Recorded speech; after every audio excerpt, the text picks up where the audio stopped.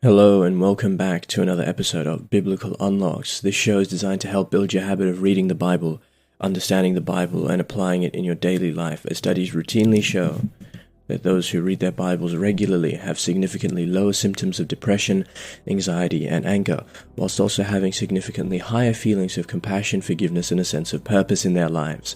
So if you enjoy episodes like this, please consider following and rating the show. It's free, it helps me out a lot, and you can always change your mind later. And today we're going to be going through Leviticus chapter 15, which basically lays down some laws about bodily discharges and the ritual consequences for both men and women, how various discharges make a person temporarily unclean, how their clothing and bedding may be contaminated, and how they should cleanse themselves to restore themselves to ritual fellowship. So it's going to treat bodily fluids with careful regulation. Now again, you may have the feeling that this is really weird. Why is it so concerned? Why is God so concerned with these particular natural bodily discharges and functions? Is he condemning us for natural things that we have no control over? But it's more about a set of sanitary, social practices that actually protect the community's dignity in worship. And these laws are placed right after the rules on birth, disease, unclean, and clean animals. And Leviticus 15 is actually continuing the book's attention to how holiness intersects with the body and community life. These rules actually govern access to the sanctuary and communal worship. It also provides some procedures to handle human vulnerability and what to do when that is contaminated. So the chapter is both practical and clinical. It's like an instruction manual. Some people read the Bible entirely as an instruction manual. This particular book, Leviticus, is an instruction manual on how to properly perform rituals, how to perform the burnt offerings, the grain offerings, and so on and so forth. And this is just continuing on with that instructional, legalistic framework. Okay, let's read 1 to 15. This is for male discharges. The Lord spoke to Moses and Aaron, saying, "Speak to the Israelites and say to them, when any man has a discharge from his member, when his discharge makes him unclean, the uncleanness of his discharge is this: when his member flows with its discharge or is stopped from discharging, he is unclean. During the entire period his member flows or is stopped from discharging, this is his uncleanness. Every bed on which the one with the discharge lies shall be clean, and everything on which he sits shall be unclean. Anyone who touches his bed shall wash his clothes and bathe in water and be unclean until the evening. All who sit on anything on which the one with the discharge has sat shall wash their clothes and bathe in water and be unclean until the evening." Verse 7. All who touch the body of the one who with the discharge shall wash their clothes and bathe in water and be unclean until the evening. Verse 8. If the one with the discharge spits on persons who are clean, they shall wash their clothes and bathe in water and be unclean until the evening. Any saddle on which the one with the discharge rides shall be unclean. All who touch anything that was under him shall be unclean until the evening. And all who carry such a thing shall wash their clothes and bathe in water and be unclean until the evening.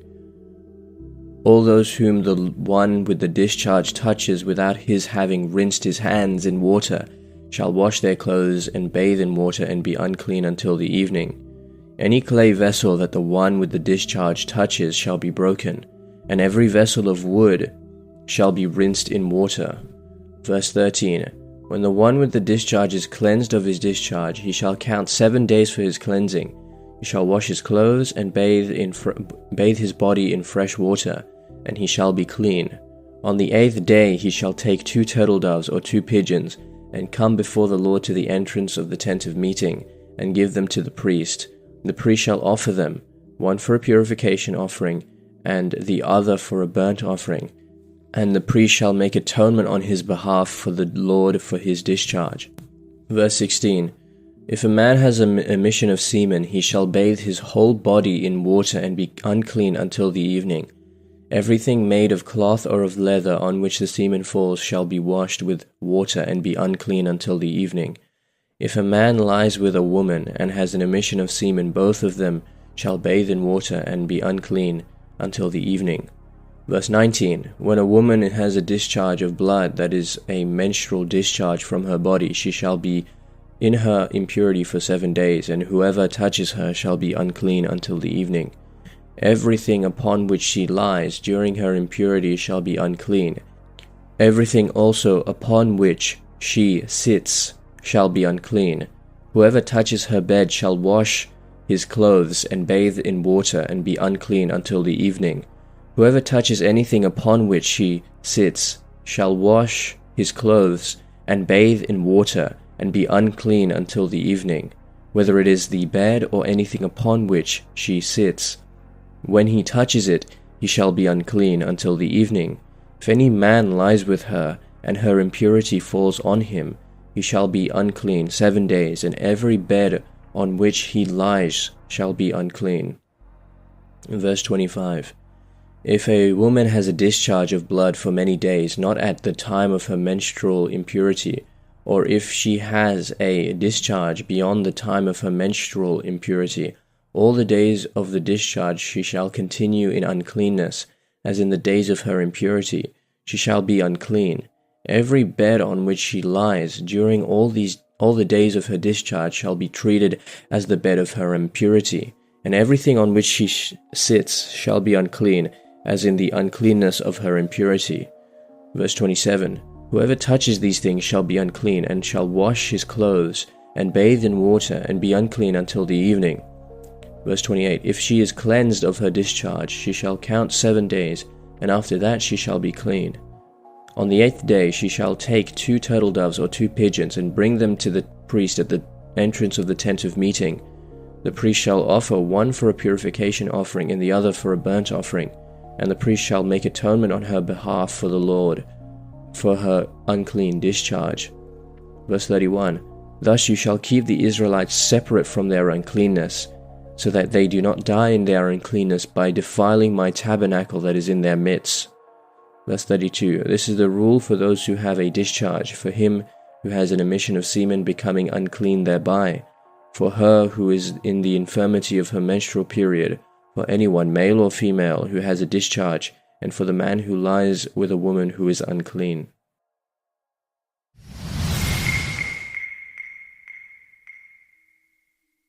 Now it's time for some deep biblical unlocks. So in Leviticus chapter 15, we see some quite strange laws here, right? Concerning male discharges, right? Female discharges, and then the implications that has for the order of the community and such.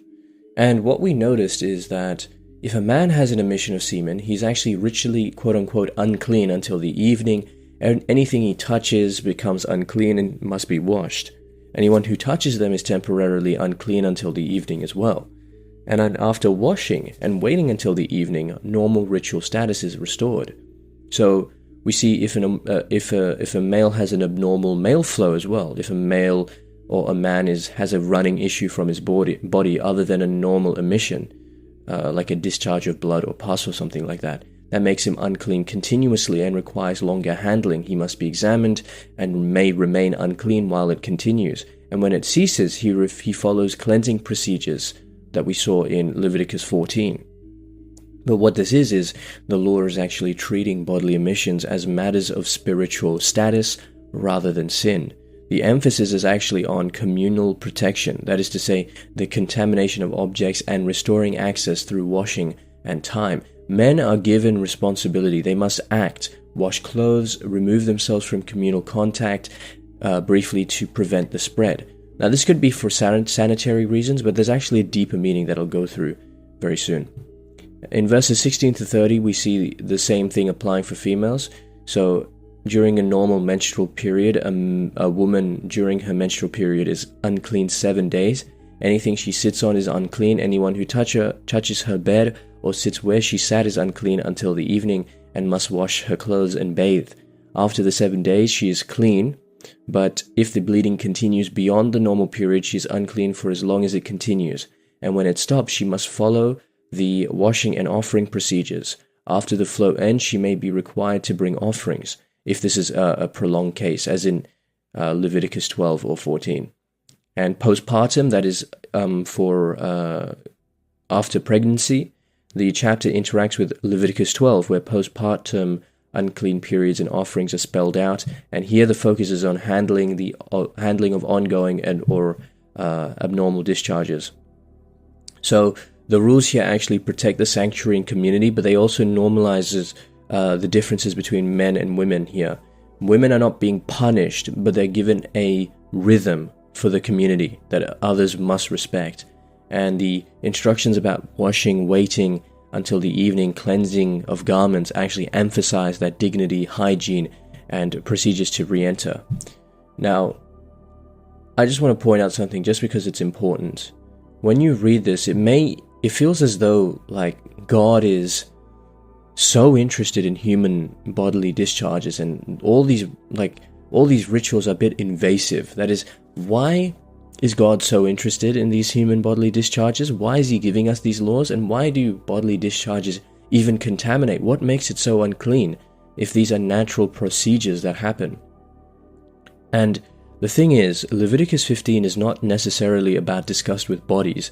What it is about protecting the meaning of life itself. So, in Leviticus, when something is called unclean, it does not mean sinful. What it means is that it is out of alignment with the God who is the source of life. The unclean laws track contact with death, or the loss of life force. That is why corpses, skin diseases, mold, and bodily discharges are all treated in the same way. God is the source of life, and all of these things represent and symbolize life leaving the body. God is training Israel to live in the presence of the living God. So anything that represents death, decay, or loss of life temporarily excludes you from that presence of God who is the source of life.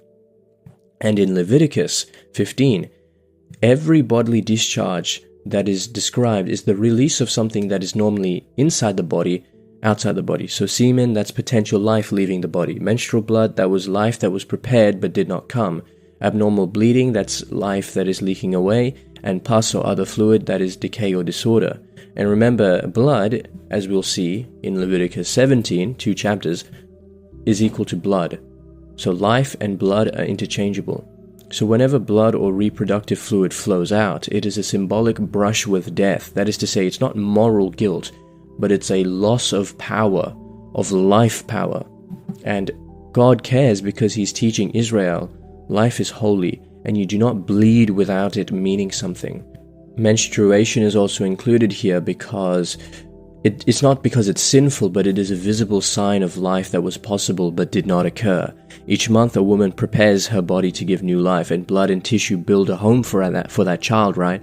But then it is released, and it is a sacred loss. It's not shame, and the Torah treats it the same way it treats a funeral, a miscarriage, or a dead body. Not because it is dirty, but because it represents life that did not continue, right? You don't walk straight from a funeral into the tabernacle, which is the holy of holiest place. You pause, you wash, you reset. And the shocking thing about all of this, Leviticus 15, is that it is all overturned in the Gospels. Because, I don't know if you remember this, but in Mark chapter 5, verse 25 to 34, a woman with chronic bleeding for 12 years comes up to Jesus. He touches Jesus, right? And this should make him unclean. Instead, power flows from Jesus into her, and Jesus is the first human who makes death clean instead of becoming unclean, because he is life itself. He absorbs our blood loss, our decay, our mortality, and transforms it. Leviticus teaches the problem. Life is sacred. Death is serious. You cannot bring death into the presence of the living God. And Jesus is the first human who makes death clean, because he is life itself. So that's it for this episode of Biblical Unlocks. This show is designed to help you keep up your habit of reading the Bible, understanding the Bible, and applying it in your daily life. I upload daily, so if you don't want to miss tomorrow's episode, feel free to rate the show and follow. Otherwise, just have a blessed day. And always remember, If you're not in your word, you're in your feelings. Godspeed.